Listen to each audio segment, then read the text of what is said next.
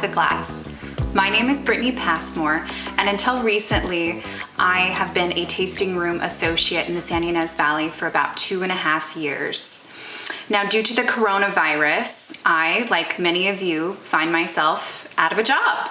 So I thought, what better time than to come on here and educate you guys on some wine knowledge, answer any questions that you have.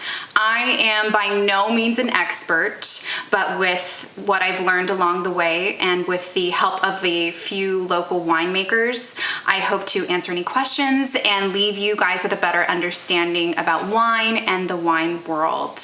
So grab a glass and let's start drinking. All right, so let's dive in. A couple of days ago, I took to social media and asked you guys if you had any questions regarding wine or wine tasting.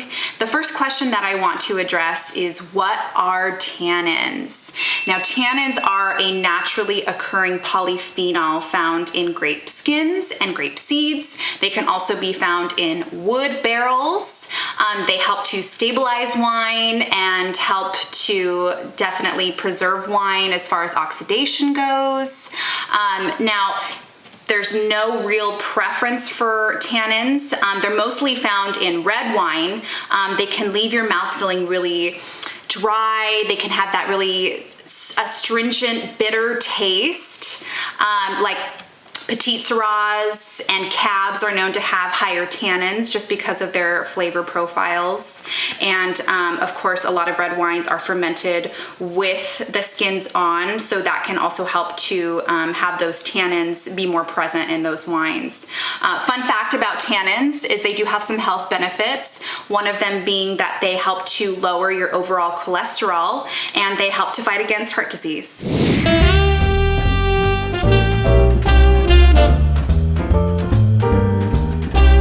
Question number 2 asks, what are legs?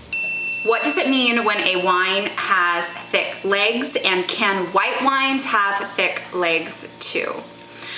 Legs, or tears, are caused by fluid surface tension in the glass, caused by evaporating alcohol.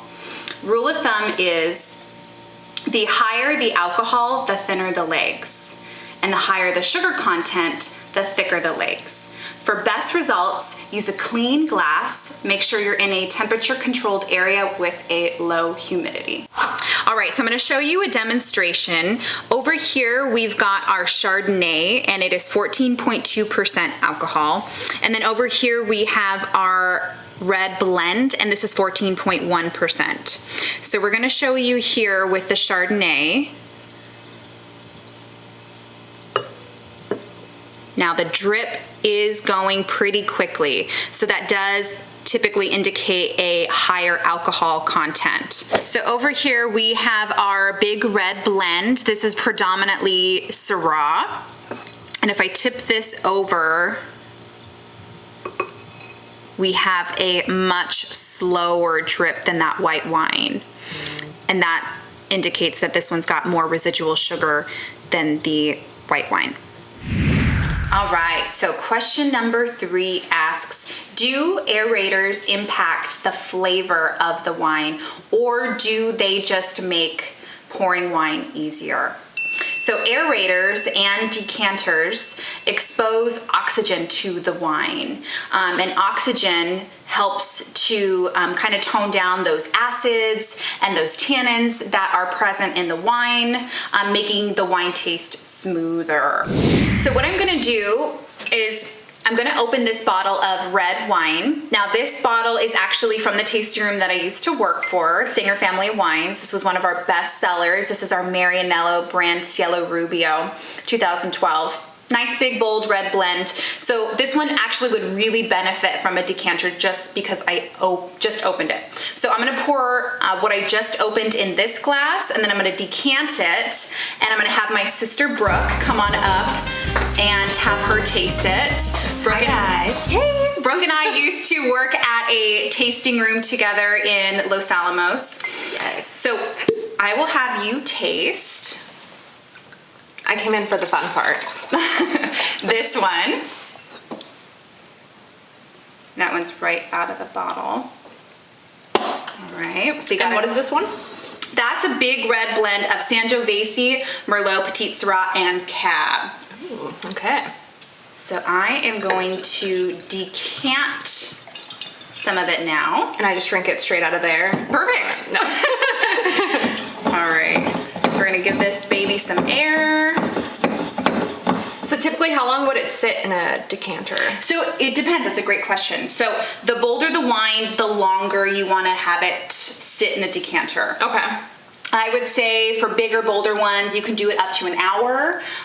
15 minutes, I'd say 15, 20 minutes. So we're gonna go ahead and pour that into the glass.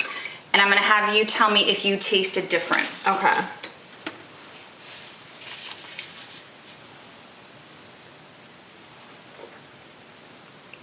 Does the wine taste smoother? It does. It tastes a little bit smoother. It doesn't have like a little bite at the end. And I feel like it kind of brings more of the flavors to the palate as well. Definitely. Yeah. And when wine is exposed to oxygen, we are definitely getting different flavor profiles. It is chemical, so it changes as far as letting the wine sit. So even after you decant it, you can let the wine sit. You can also twirl it, and that'll help to open up the wine.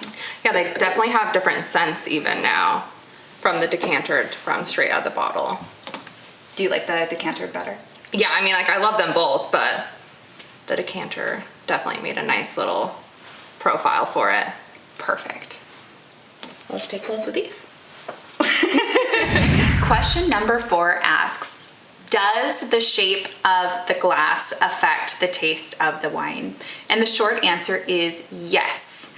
So shape is crucial for discerning characteristics. Shape affects the aromatics, the direction of the wine across the tongue, and the palate. So a wider bowl exposes more surface area, and a narrower bowl, you're gonna get a lot more aromatics on your nose right at first. So now we're going to do a demonstration on the types of glasses, and we're gonna have my baby sister Bridget come on up. Bridget also worked at the same tasting room Brooke and I did. And so she's gonna be my helper with this. We're gonna do a little demonstration. You're gonna tell me which one you think best works for this type of wine. This is also the wine that we used in a prior question. So it is a bigger, bold red wine.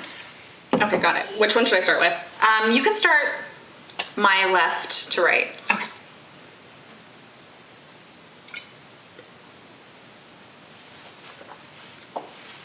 Okay.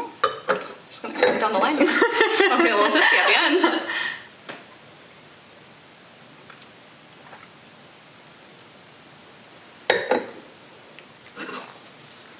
Are you smelling a difference in the way that the shapes are?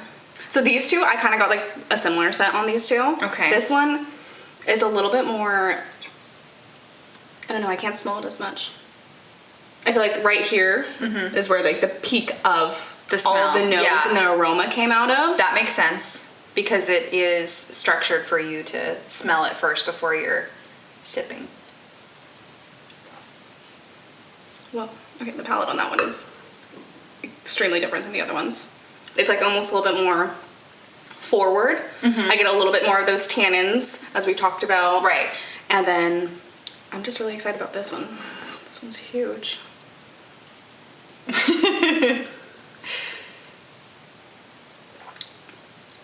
Okay. The nose on that one, there was almost the nose, it was there, but it was really not distinct. But Right. whereas the taste in this one was way more distinct than here. Right. And it just came off on the palate a lot more stronger.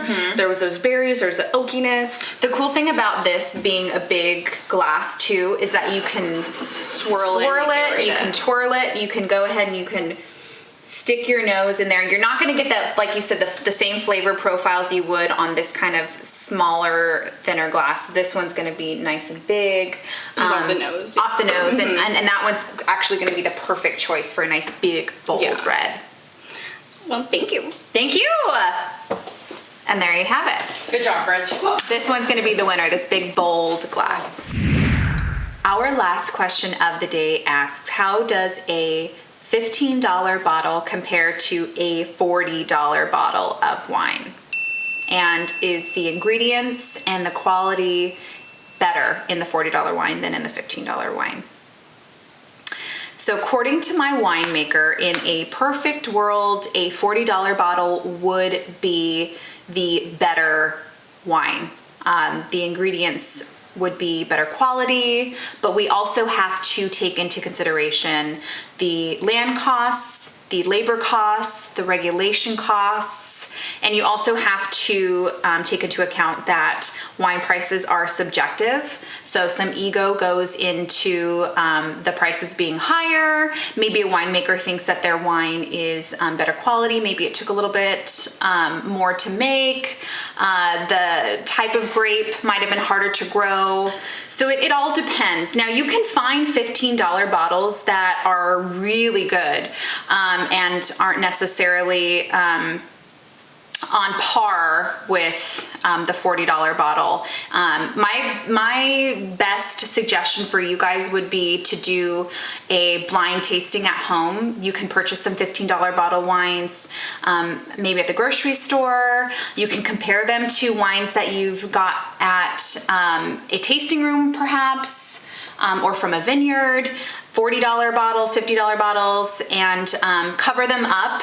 And you can do a wine tasting and do like a taste and compare and see which ones you like better. But typically the $40 bottle will have better ingredients. A little bit more love might go into them than your typical wholesale $15 bottle wine. I want to thank you guys so much for tuning in and listening to the very first episode of Pass the Glass. It's been a lot of fun, and I hope to continue to do this and have fun and drink wine and answer questions. So if you guys have any questions, any comments, please leave them down below in the comment section. And if you do have a question about wine or wine tasting, I would love to go over it in our next video. Thank you guys so much. Cheers.